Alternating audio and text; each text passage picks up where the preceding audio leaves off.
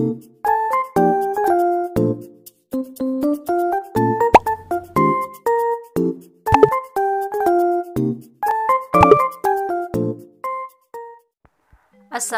warahmatullahi wabarakatuh. Halo anak-anak ibu sekalian, apa kabar semuanya? Semoga kita tetap sehat ya.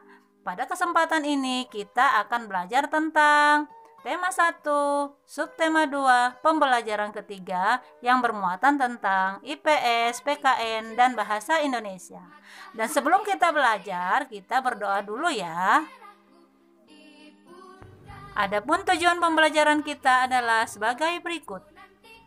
Indonesia dikenal sebagai negara yang memiliki banyak kekayaan dan keragaman, dimulai dari flora dan faunanya, keindahan alamnya, agamanya, serta suku dan budayanya. Sekarang, mari kita perhatikan peta Indonesia berikut ini. Di sini ada terdapat dua peta, yang di atas peta umum, yang di bawah peta khusus. Tahukah kalian apa perbedaan dari kedua peta ini? Nah, untuk lebih jelasnya, simak penjelasan berikut ini ya. Nah, jadi peta umum adalah peta yang menggambarkan keadaan permukaan bumi secara umum, baik bersifat alamiah, misalnya sungai, danau, gunung, lautan, hutan, dan lain-lain, maupun buatan manusia, misalnya jalan raya, kota, pelabuhan, perkebunan, dan lain-lain.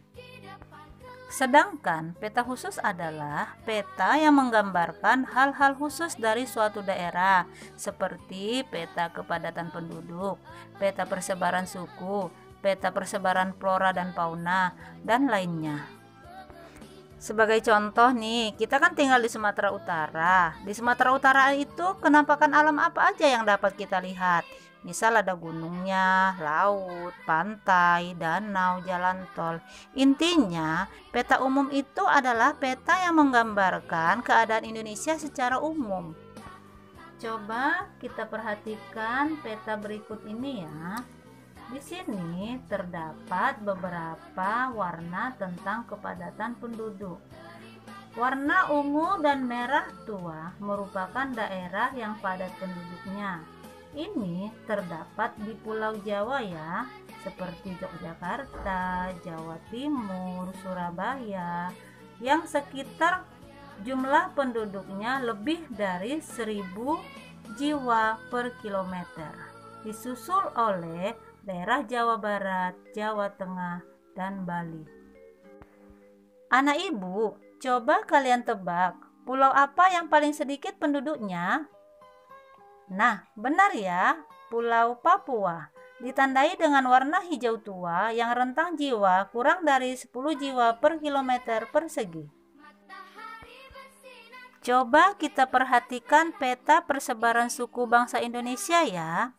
Di sini ada Pulau Papua dengan suku Asmatnya, Sulawesi dengan suku Bugisnya, Kalimantan dengan suku Dayaknya, Jawa dengan suku Sundanya, Sumatera dengan suku Melayunya. Jadi, suku yang terdapat di Sumatera Utara itu terbagi menjadi dua. Yang pertama suku asli, yang kedua suku pendatang.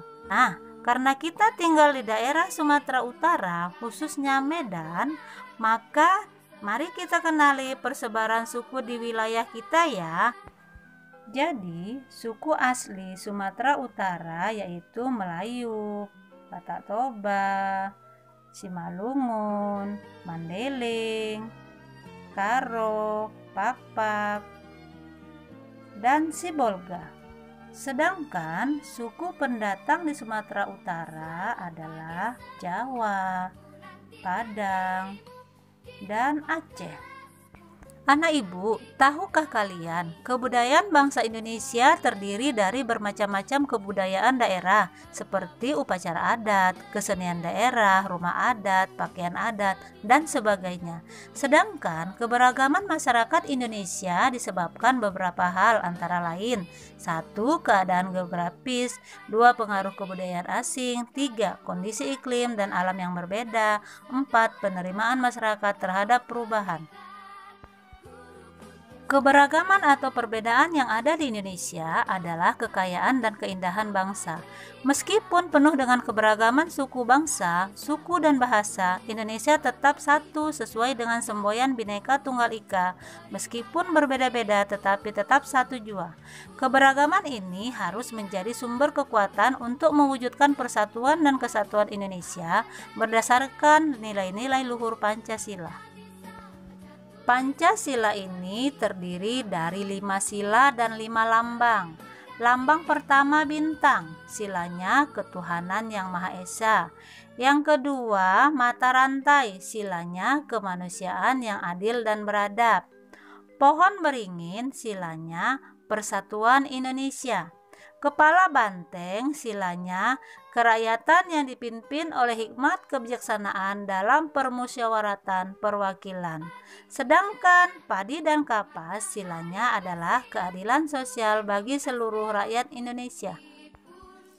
Adapun perilaku yang mencerminkan daripada Pancasila adalah yang pertama, ketuhanan yang Maha Esa, contohnya beribadah sesuai agama dan kepercayaan, menghormati teman yang berbeda agama, bekerja sama dan saling membantu di bidang sosial, ekonomi, dan keamanan lingkungan tanpa pandang latar belakang agama. Sedangkan sila yang kedua, kemanusiaan yang adil dan beradab adalah contohnya melaksanakan kewajiban sebagai anggota keluarga, tidak membedakan orang lain berdasarkan agama, ras, dan warna kulit, dan sopan santun dan adil kepada siapapun. Adapun pada sila ketiga dengan lambang pohon beringin, contoh silanya adalah ikut membantu pekerjaan rumah, mengutamakan kepentingan bersama daripada kepentingan pribadi, dan membantu teman yang sedang kesusahan.